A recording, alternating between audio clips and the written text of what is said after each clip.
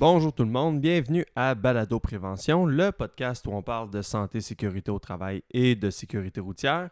Un autre épisode spécial encore ce mois-ci. J'ai décidé en fait de prendre quelques minutes de jaser avec mon collègue Jacques Gendron qui, le 1er août 2020, sera la première journée où il sera à la retraite après 38 ans de service chez Via Prévention. J'en ai profité en fait pour jaser avec Jacques là, de son parcours un peu à travers là, les années chez Via Prévention ou à LAST là, à l'époque. Donc, on a parlé de l'industrie du transport, de ses débuts en tant que jeune préventionniste et on jette un peu un regard sur l'avenir là, au niveau de l'organisation et de lui une fois qu'il va être... qui va pouvoir profiter enfin de sa retraite durement gagnée. Je vous invite, si vous êtes là, à aller vous abonner à l'infolettre de Via Prévention, viaprévention.com si ce n'est pas déjà fait. Vous allez être mis au courant là-dessus des nouveaux podcasts qui sortent, mais il y a des quiz, il y a les nouveaux documents qu'on sort, il y a les calendriers pour les formations publiques aussi qu'on met à cet endroit-là. Donc, si ça veut vous intéresser, allez vous y abonner, c'est gratuit. Et je vous laisse avec moi et Jacques dans une conversation super casual dans les dernières semaines où Jacques est à l'emploi de Via Prévention. À la prochaine, bonne écoute. Je pense à ça vite de même, là. Tu penses que c'est laquelle expression que les gens t'auront le plus collé à la peau? Laquelle de tes expressions? Parce que t'en as une couple, là. Oui, sur le terrain, il y en a encore beaucoup, malgré les années, qui Ah, Monsieur Nouy! Qu'est-ce que le nouilles, là, pour ceux qui ne le savent pas, là? Nouy, c'est non et oui. Autrement dit, on te pose une question, mais tu ne peux pas répondre par un oui ou par un non. Il y a tellement de nuances à emmener. Nouy. Et c'est pas quelque chose que j'ai inventé, c'est quelque chose qu'on a vu apparaître, je pense, le premier ou le deuxième référendum au Québec. Il y avait les oui, les non, puis les nouilles. Je sais pas où je vais aller là-dedans. Mais c'en est un mot qui m'a collé, là, et qui me colle encore, là. À quel point tu l'as utilisé pour que le monde soit si marqué que ça? Est-ce que tu le dis si souvent que ça? Oui, c'est en formation à partir du moment où il y a beaucoup de ta formation qui est basée sur vous vous souvenez de quoi par rapport à telle affaire. Ça prend tout ça, tu sais, puis là, ça part, ça. Puis là, les gars, ouais, mais ça, ouais, t'as raison, mais ça, non, oui, attends, là. Il y a un bout là-dedans là, qui est oui, puis il y a un autre bout qui est non, là, dans l'énoncé que tu viens de faire. En tout cas, mais ça, c'est resté. Est-ce qu'il y en a d'autres? Je saurais dire. Ah oui, mais au bureau, à un moment donné, les gens revenaient avec le génial. J'ai peut-être contribué à ça. T'étais l'initiateur, je pense. Génial. Mais je le dis moins. Pas parce que je me restreins, mais c'est moins là. C'est des fois, tu observes des choses. J'ai des tocs. Exemple, j'attache tout physiquement.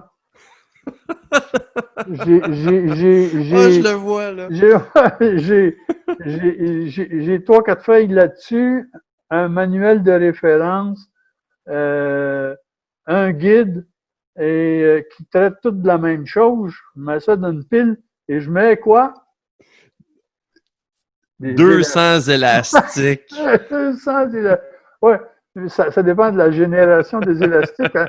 J'ai appris avec les années que ça s'évente. Il vient à un moment donné, il fait longtemps que tu n'as pas touché à ce dossier-là. Ils sont encore là, mais ils pendent de chaque côté. Ils sont inventés, les élastiques. C'est toi qui es revenu avec ça en disant une des caractéristiques, c'était les élastiques là, qu'il y a un peu partout. Là. Mais pour ressembler, je me retrouve un peu plus comme ça. C'est plus facile. Je cherche moins les pièces détachées. Hein. Oui. Ouais. Fait cute. Et celle-là encore. Je l'utilise encore. Hein. À la maison, c'est la même chose. Ah oui? J'attache mes affaires. Par rapport au dossier, là, OK. j'attache mes affaires. Ouais, j'attache tout. OK, t'attaches pas les cuillères ensemble dans le tiroir, puis les couteaux, puis... non, non, j'ai OK. des organisateurs, là, des séparateurs qui permettent que ça ne soit pas trop en vrac. Ouais, mais sinon, le nouille a collé encore, puis il colle encore un peu. Là. Monsieur Nouille. C'est vrai que des fois, je reçois des appels de gens avec qui tu as travaillé pendant les années, puis ils me demandent encore Monsieur Nouy, es-tu encore là? Comment ça, c'est pas Monsieur Nouy qui nous répond là, cette fois-là? Il est en vacances! Il est en vacances! Il est en voyage! Il est à l'autre bout du monde! Jacques, je me demandais, souvent dans le transport, là, les gens qui planifient leur retraite, ou même des gens à un moment donné qui ont des fonctions supérieures, qui avec les années disent là j'ai envie de me la couler douce, j'ai envie de revenir aux sources.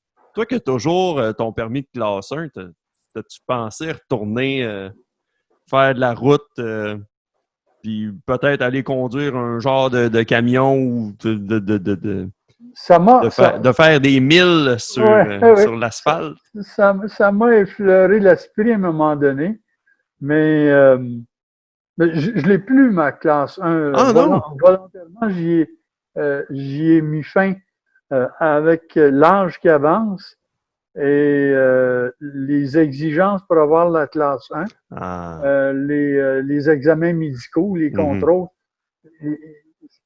Je n'ai pas d'inquiétude là-dessus, mais c'était l'organiser, prendre rendez-vous, puis consulter un tel. Ah, mais OK, je vais te faire ton formulaire. Mais là, pour la vue, il faut que tu ailles voir un ophtalmo. Tu sais, bon, OK. Un ophtalmo, ben, c'est pas au coin de la rue. Ça, je prenais rendez-vous, combien.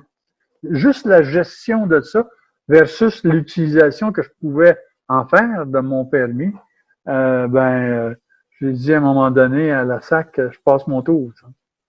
Arrêtez, là. Je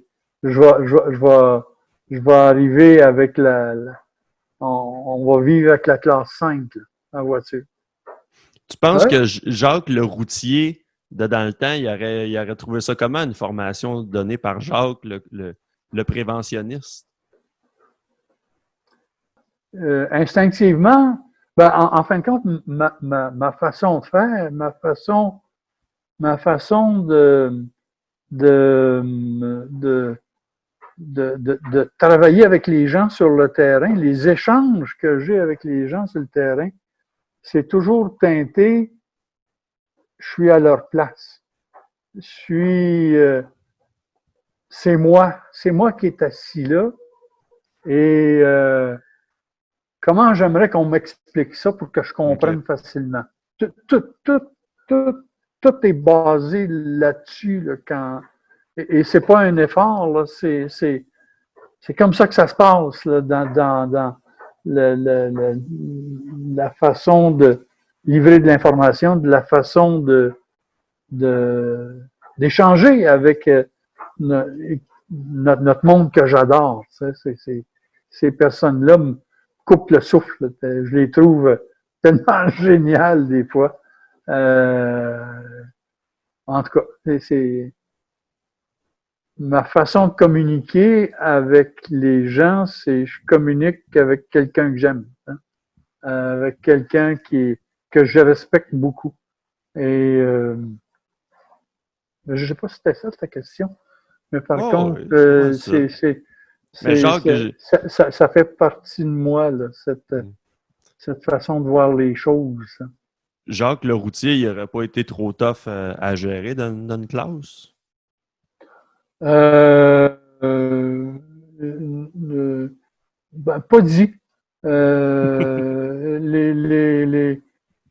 Quand tu dis des conneries, je vais te dire que tu dis des conneries. Rarement, je vais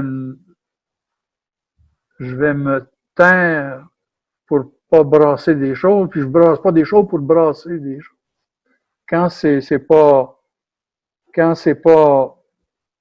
juste et que ça peut induire en erreur, ben, je vais questionner. Quand je suis assis dans Jacques le camionneur, euh, quand tu connais certaines choses, tu es loin de tout connaître, mais par contre, quand on vient te dire le contraire, ben, je vais pas casser des bras, là, je vais pas, mais par contre, je vais pas laisser aller.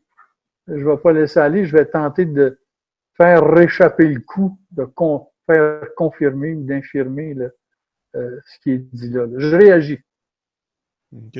Euh, ces gars-là, c'est eux qui sont sur la ligne de front. Hein. C'est eux qui disent ouais, parlant à un tel, il me dit que c'est blanc, et parlant à un tel, il me dit que c'est noir, c'est la même question. T'as déjà assez là, de gérer ce monstre-là sur la route, que tu es confronté à des clients des fois qui sont pas reposants. Tu es confronté à des situations à risque qui sont, qui sont, qui sont lourdes de conséquences des fois. Et en plus, savoir gérer tout ça, pas beaucoup de place. Mm. Pas beaucoup de place. On change un peu de registre, mais je me demandais, tu sais, comme nous autres, ensemble, on va avoir travaillé environ 6 ans. Moi, je suis arrivé en printemps 2014 chez Via Prévention. Avec le temps, tu as évolué toi-même comme conseiller en prévention, comme gens dans ce domaine-là. Ça serait quoi les mises en garde ou les conseils que tu donnerais à un jeune comme moi qui commence là, dans le métier?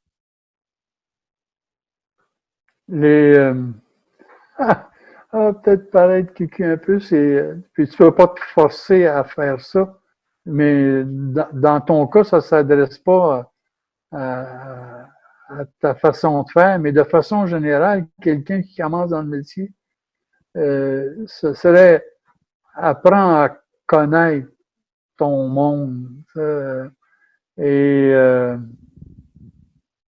apprends à les aimer, ce monde-là. Trouver regarder objectivement. Là. C'est pas parce qu'il y a une deuxième année B que c'est un gros compte. Ça. C'est pas parce qu'il y a des fois de la misère à s'exprimer. C'est de moins en moins comme ça. Hein. Puis on le vit sur le terrain, ça. Je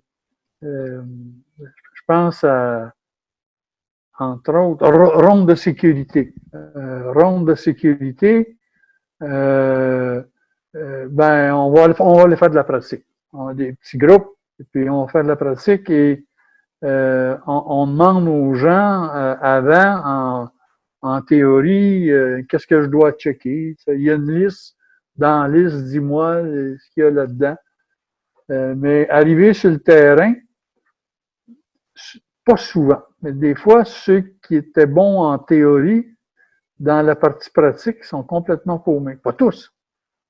Mais des fois, mon monsieur qui a de la misère à s'exprimer, à trouver le mot juste pour identifier tel élément, ben, tu le lâches lousse, puis il dit, Joe, comment t'as fait, toi? Ça part, cette affaire-là. Puis il t'annonce des fois des affaires qui sont pas dans le règlement, mais qui sont importantes à souligner, à observer. Là. Quand on regarde la roue, là, il y a ça qu'il faut que tu fasses, puis il y a ça, puis il faut que tu jettes un coup d'œil là-dedans. Si jamais tu vois que c'est humide là, ben, ça va vouloir dire ça. Wow! Pourquoi tu dis ça? Tu sais? Souvent, les gens d'expérience, ben, pas tout le temps, vont t'amener une vision ben, je me suis déjà mis les mains dans la graisse à fouille, je sais ce que ça sent. Et ils se donnent rarement comme mission le fait de démontrer ça, mais ils font et on apprend. J'ai beaucoup appris des gens qui font la job. Des fois, des problématiques tout simples. Où j'étais? En tout cas, ça n'a pas d'importance. Un problème avec un pont de liaison, les gars s'arrachaient le dos. Et bon, je comprends pas là, pourquoi ça arrive. Une démonstration, ces choses-là. À un moment donné, il y en a un qui joue en groupe et c'était Joe Patenteux. Dans chaque organisation, il y a toujours au moins un patenteux. Ouais. Ça roule avec les ouais. Puis, vous revenez quand, là? Tu sais pas ce qui s'en va ou ce qui est.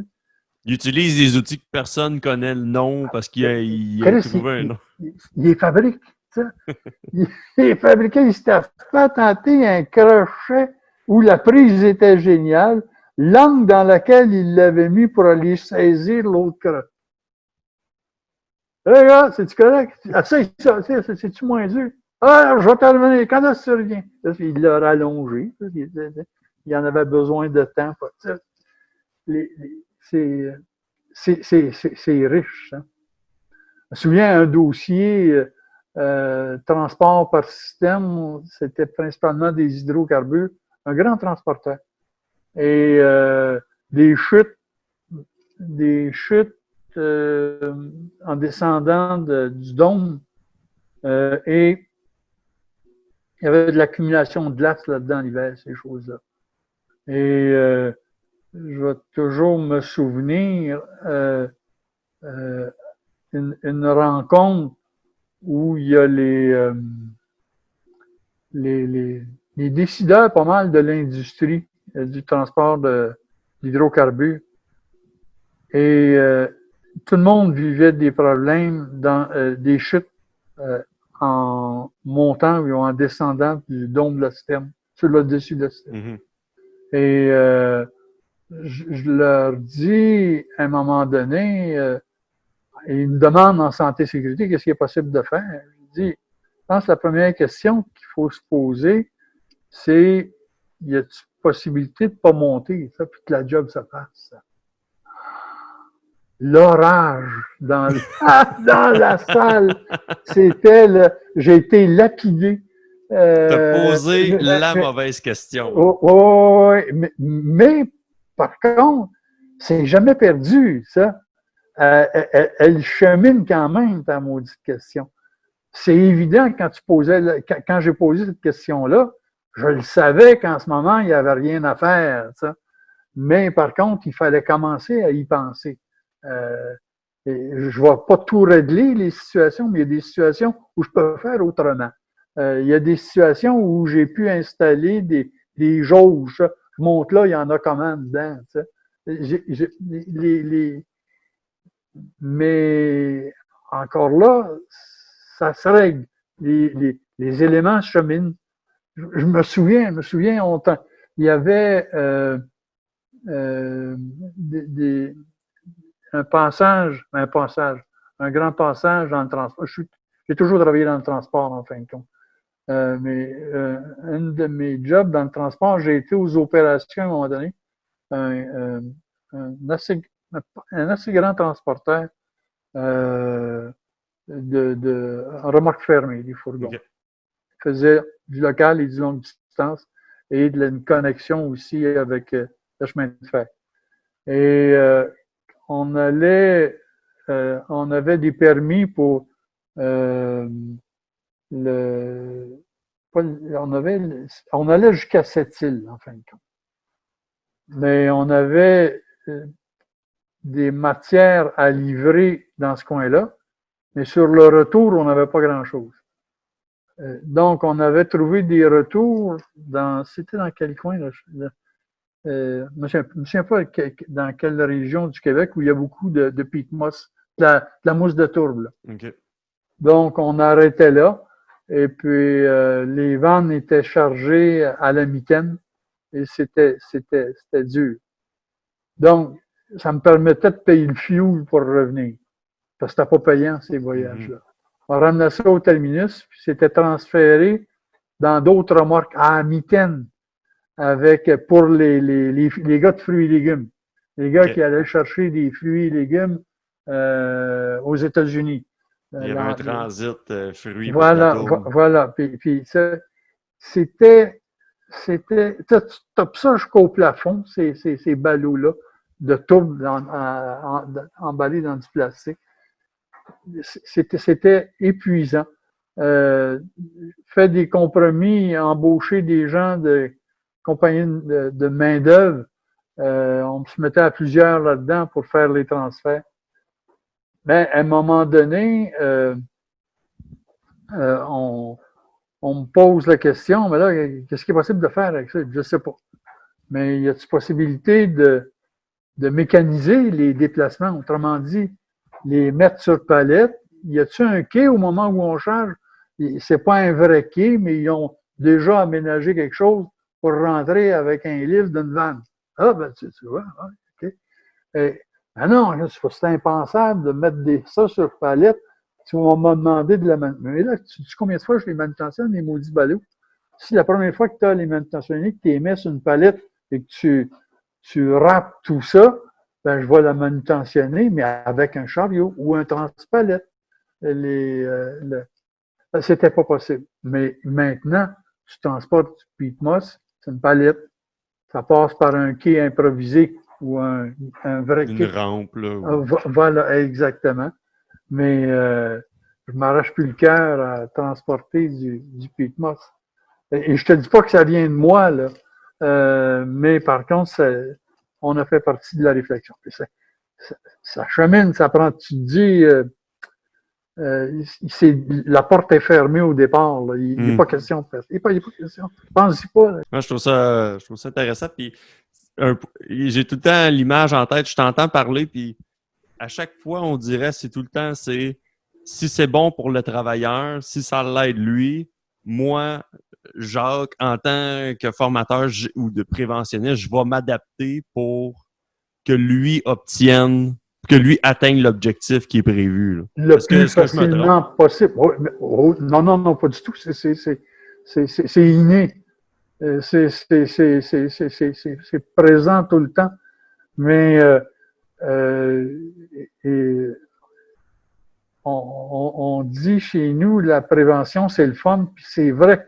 J'ai trouvé ça génial, celui qui a quand cette idée-là est sortie. Mais quand on fait une formation, quand les gens disent on a eu du fun, je suis content. Mais je préfère entendre aussi, ils ont eu du fun, puis ils ont compris. Ils sont capables d'appliquer ils sont capables de réaliser les objectifs qu'on s'était donnés. Dans les objectifs, il fallait qu'ils soient capables. On va voir avec eux comment compléter un document ou comment valider un document. Un document d'expédition matière dangereuse. Quand je suis parti, je me suis assuré que tout le monde était capable de faire ça. Ah! Puis ils ont eu du fun en plus. C'est génial. Génial. Mais c'est inné tout croche ou pas, mais c'est comme ça. Essayer de trouver des façons pour des façons de faire qui vont être les moins contraignantes possibles, mais les plus efficaces. Autrement dit, que je vais être capable de mesurer es-tu capable? As-tu compris? C'est pas juste comprendre, mais es-tu capable de l'appliquer? De le mettre en application. Voilà, exactement. Et ça, c'est des beaux défis, ça. C'est génial. Je veux pas encore là te retenir trop longtemps. Là. Ça fait déjà quand même, je pense que ça fait plus qu'une demi-heure, 40 minutes qu'on parle ensemble. La part 2, hein, parce que je sais pas si ça avait paru depuis le départ, mais c'est le deuxième essai. Là. Mais je l'ai pas senti, le deuxième. Ni le premier non plus, mais j'ai pas senti de différence entre les deux. Okay, mais là, dernière affaire, avant qu'on se quitte, là, puis cette fois-ci, je vais m'assurer que ça soit enregistré comme il faut. Tu as parlé de fun. Comment que le 2 août, là, au moment où tu vas être à la retraite, comment Jacques Gendron va se faire du fun? Une fois que, malheureusement, sa passion pour le transport et la santé-sécurité va s'être mis un peu au rencard, comment tu vas t'amuser? Va être absente, là. Mais ça va être une grosse chose, un gros élément qui va être absent, qui ne sera plus là, en fin de compte. Ouais. Comme on disait tantôt, ma blonde m'a suggéré fortement de faire des listes que j'ai commencé à faire. Puis je te donnais comme exemple tantôt. Ça te trotte toujours en arrière de la tête. Je te disais, on aime bien faire des randonnées pédestres. Et puis, j'adore les cailloux. Je me penche, puis j'en vois un qui est beau. Le taponne sur toutes les bords, puis d'où ça vient, il provient de où, c'est juste du sable accumulé, compacté là-dedans, ou ça vient de la croûte terrestre, un volcan. Mais j'adore ça. Assez que je les ramasse, je les amène ici, j'ai des cailloux un peu partout. Mais je leur ai donné une forme. Par exemple, un Inukshuk.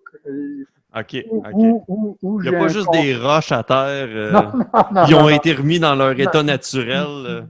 Non. Mais ça aurait pu être ça. Sinon, j'ai un contenant en verre, mais un contenant original dans lequel j'accumule des cailloux.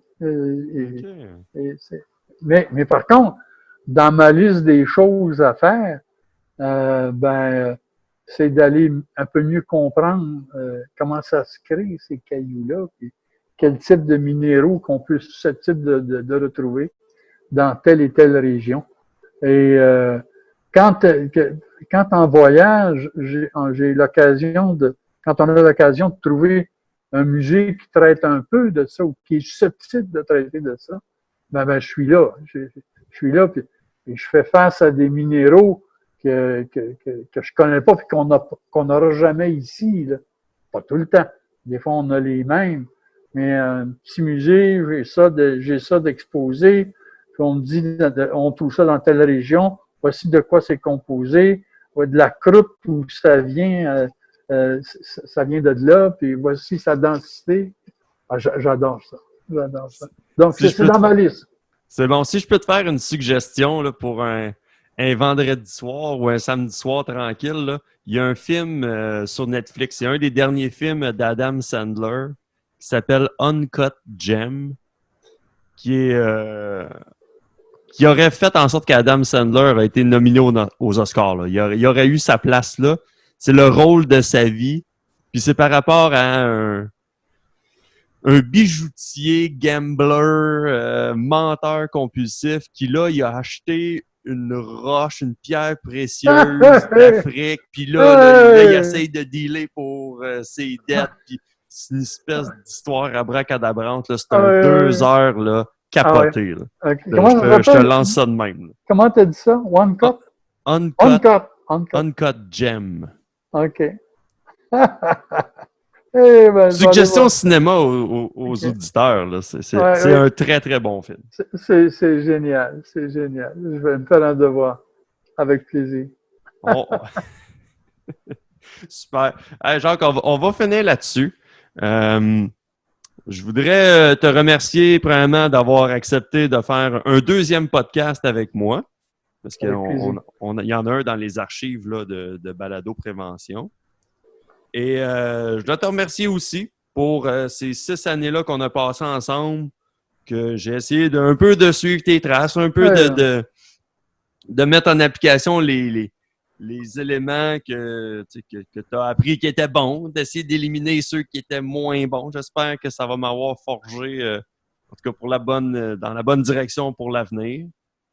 Puis merci pour ces beaux moments passés là, au travail ensemble. Puis je te souhaite tout le bonheur que tu mérites et tout le repos aussi là, à la retraite. Oui, c'est gentil. De tes passions. Puis, de tes en passant, le bout de chemin qu'on a fait ensemble ces 6 dernières années-là, ça a été loin d'être une contrainte pour moi. Et tu m'as transféré aussi des façons de voir qui étaient différentes. J'ai appris aussi. Ça a été tu m'as passé des façons de voir que j'ai retenues et que j'utilise encore. Bravo. Je te remercie. Ça m'a fait plaisir. Merci, Jacques. Merci.